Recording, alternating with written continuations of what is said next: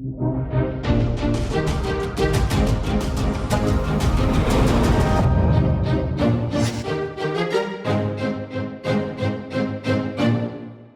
is why the next story is one I believe will resonate with many of you.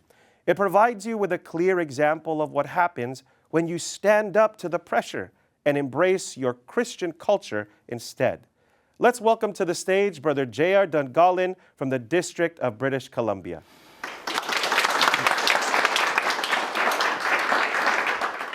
"2014 was a springboard for so many new experiences in my life.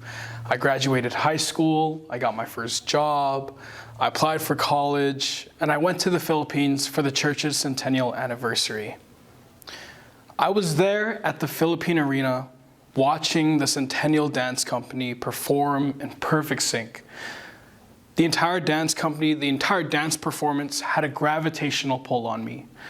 I wanted to go down there and start dancing too. After the celebrations, friends of mine approached me about an opportunity to dance for local and district activities. No hesitation, I said yes, without having a lick of experience. Boy, I was no good at it. I was mixing up my dance steps, forgetting where to be, and looking like a floppy mess on stage. One day, I joined a few friends for a dance class at a local studio. Couldn't pick up the choreo either, but I kept coming back. That was the start of my roller coaster ride of a dance journey, with 3 difficult lessons that defined my overall experience. Lesson number 1, being and looking good. I was so addicted to improving my skills, I nearly dropped everything, from hobbies and friends to even skipping out on church activities. Fast forward 2 years later, I became a co-director for one of the community's top competitive dance teams. It was the peak of my dance career, but the pressures I faced didn't stop there. Our team accomplished a lot. We won competitions, performed at live events. I also had the opportunity to travel to different cities and regions across North America, learn from talented individuals, people who choreographed for famous artists. But being in the entertainment industry comes with a lot of baggage.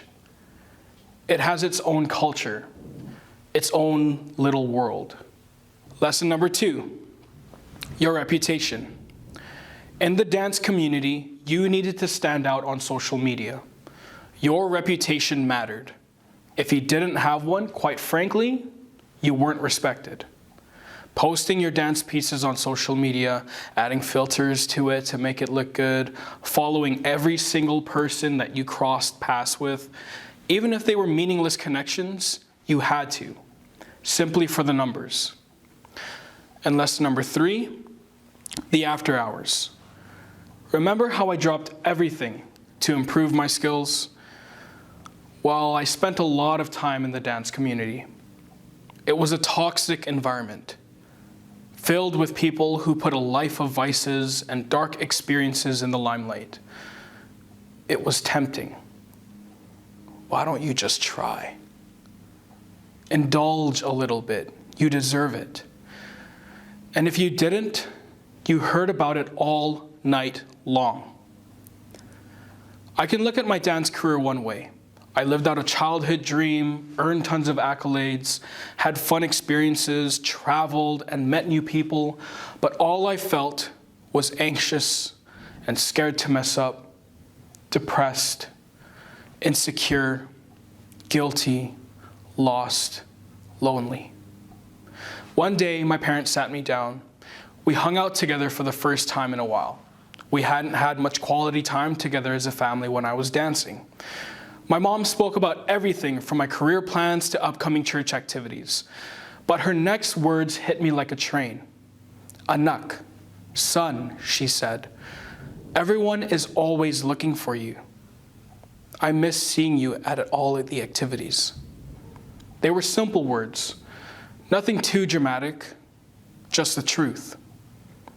I had started to reevaluate my life, reflecting on everything that I was doing. I called it quits.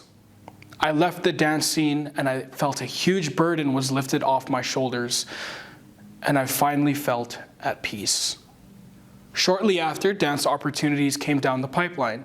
I was asked to lead multiple dance-related programs and activities in the church, from musical productions to dance workshops and even music videos. It was also much more fulfilling than what I had done in the past. It's a different kind of reward, knowing that what you're doing is more than just for yourself, that what we were doing was for the good of others, that ultimately, it was for God. So winning competitions, performing at big events, being surrounded by big names, it was fun, but this was different. Performing for God felt like I was winning at life. My aim, whether it's in dance or any other hobby or interest, such as sports or arts, is to create an environment where we can thrive through Christian culture. It's true. We can live a fulfilling and adventurous life without succumbing to worldly things around us, as long as we stay focused on Christian culture. Thanks, Brother JR, for sharing your story. I'm sure it will hit a nerve with many listening today.